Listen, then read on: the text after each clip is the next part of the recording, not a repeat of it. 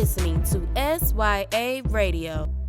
Hey, and welcome to SYA Radio. This is your girl, Sarah Hill. Y'all don't have to call my last name, but today is SYA's, I'm rushing, but SYA Radio's first episode, and I am so excited. So let's clap it up for that. Okay. SYA Radio stands for Supporting Young Artists, and that's a very special platform to me personally because I am an aspiring young artist currently. The platform for SYA Radio aims to, number one, okay, let me think. When I first came up with the idea for SYA Radio, I aimed to kind of have a world where the world is kind of coming in contact with young artists more. I feel like I love the music industry too much to call it a cliche, but I feel like the music industry is definitely becoming a little watered down with a bunch of talent, and that's not a bad thing, but it also creates a space where artists are beginning to be taken for granted, and the communities that surround them may not be supporting them as much. So when I thought about SYA Radio, I was like, well, let me create something where the world can kind of get to know young artists more. Because if they get to know them more, they get to love them. Then, of course, fans grow and support grows from that. And I also wanted through that to achieve that goal. I wanted to talk about the struggles of young artists and the things we face, mentally, emotionally, that people may not see, and also things publicly, such as, like I said, lack of support from your community.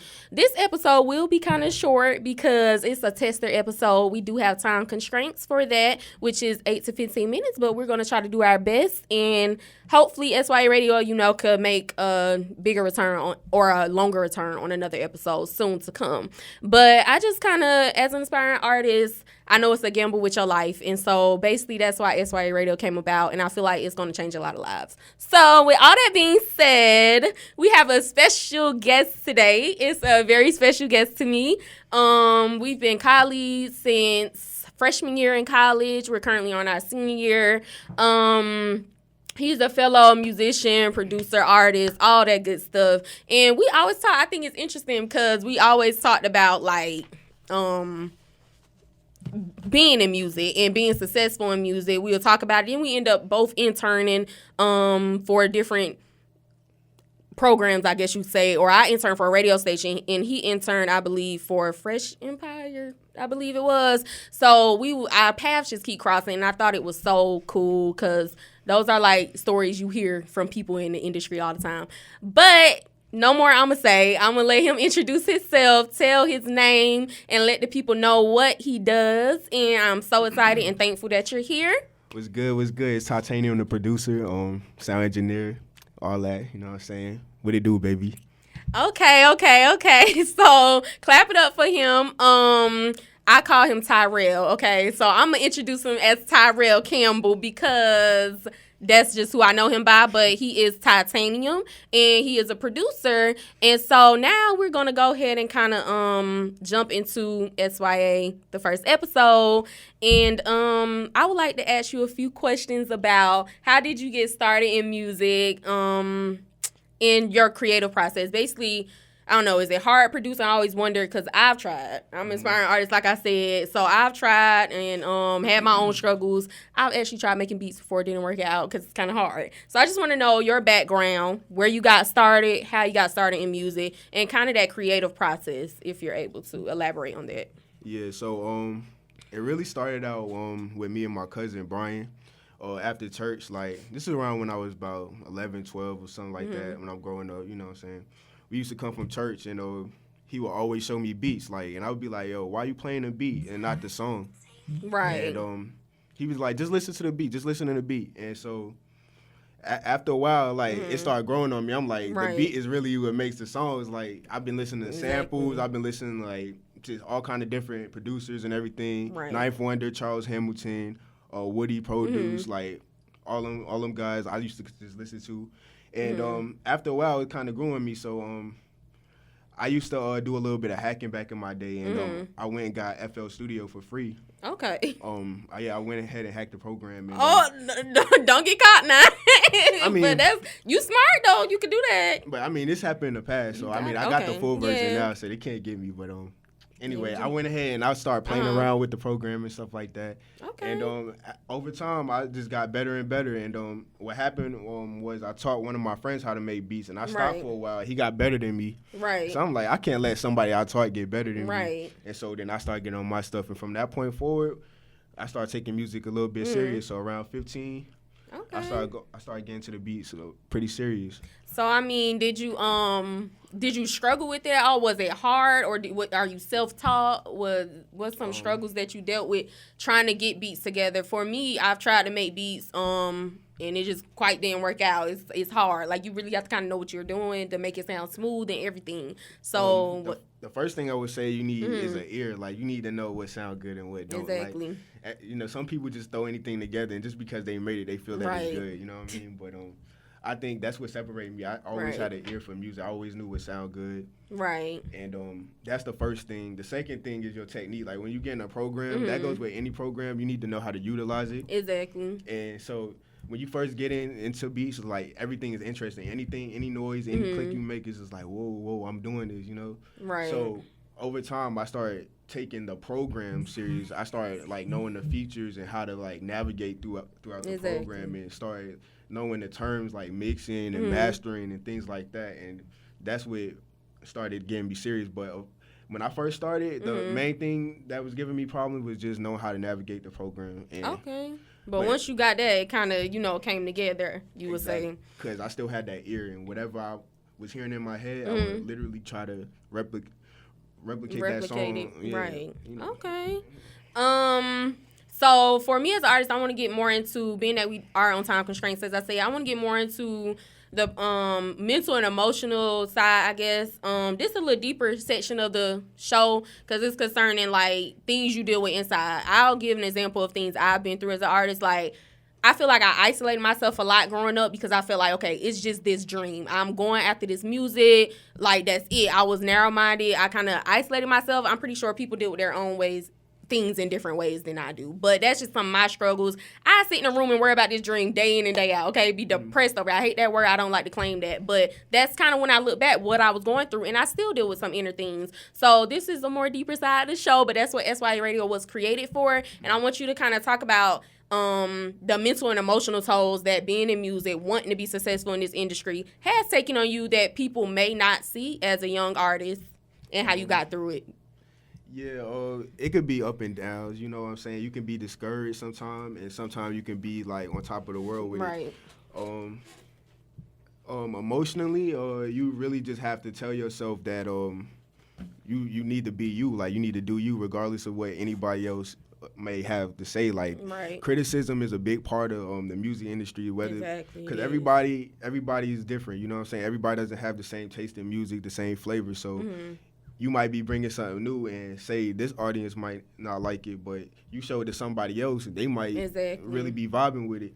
Right. So, like, all I can say is just don't be discouraged, because I have been discouraged a few times, like, oh, man, you know, like, maybe my music isn't, you know, but once I found my niche and once I found my pocket, everything else started flowing with that. So emotionally, you just got to be stable. You can't just, like, let everybody's opinions affect you, because everybody's going to always have an opinion. Not everybody's going to always like your music, but the people that do support you and everything, that's who's going to take you where you got to go. And that's who matters. Yeah, and that's really who matters. So. Okay, so as far as, let's talk about the lack of support from our own communities that surround us. Like, I know here in South Carolina, yes, we are in South Carolina, you guys, but here in South Carolina, a lot of people like, oh, he just want to rap. These just some little Columbia rappers. They all want to rap. They all want to do this, want to produce music, whatever they may say. They all want to sing, or it's just it's a lot of lack of support, and you don't get much, like, support from your own community. And I feel like that may be anywhere, but especially here. And I feel like that's why I said the industry coming a lot of watered down, and, you know, stuff like that is stemming from the industry becoming like that. But it also is like, what do you feel like the support from the community is, and how has it been, I guess, towards you?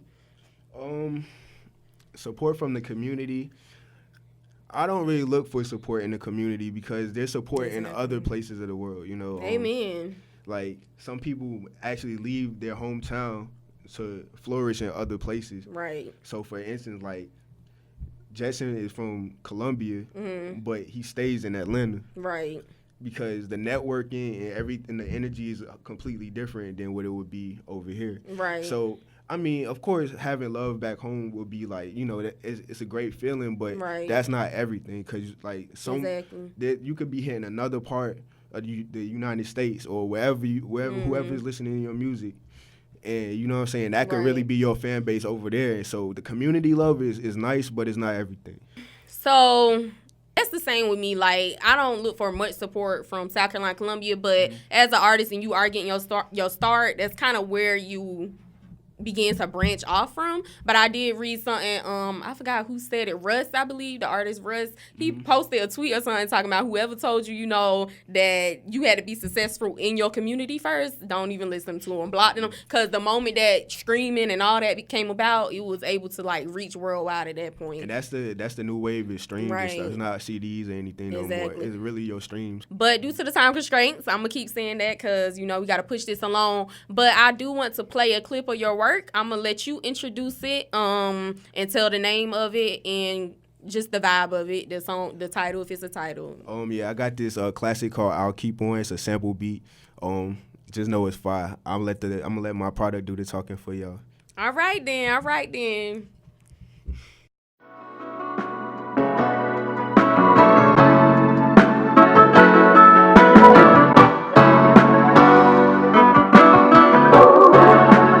Ty-Tanium.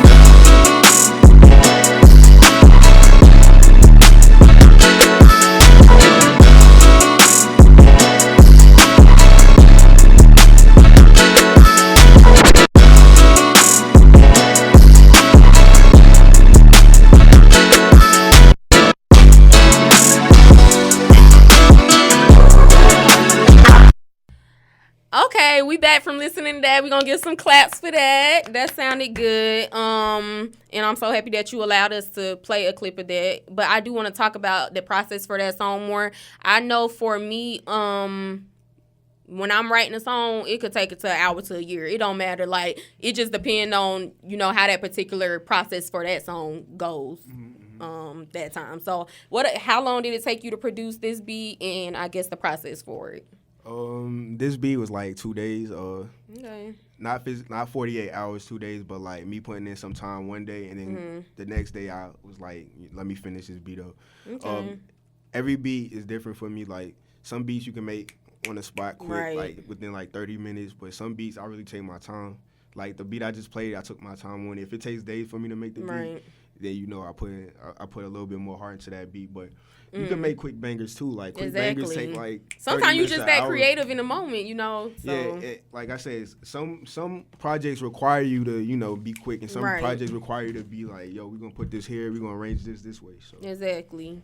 Okay, well I got one more inspirational moment for other people out there and for them to kind of understand us as artists. What do you say to I guess people who doubt you? They may not say it, you can see it in their face or things of that nature, naysayers. What do you? I ignore them personally, but what is your take on that, and what do you do? I love them. Like, keep doing what y'all doing. Y'all paying me attention. You know what I'm saying? Okay. At the end of the day, I'm gonna do what I gotta do, and y'all can either take it or leave it. You feel me? So that's all I gotta say about haters. Okay, well, I just want to say that this conversation was so great, and I'm so happy and thankful that you came on here. You was the first person I thought of for this, We've been rocking, so you was definitely the first person I thought of when it came to this first episode. And then I'm going to let you close out. I'm going to close out the whole thing, of course, but I want you to close out your portion. Tell who you are again and where they can find your music and find you at.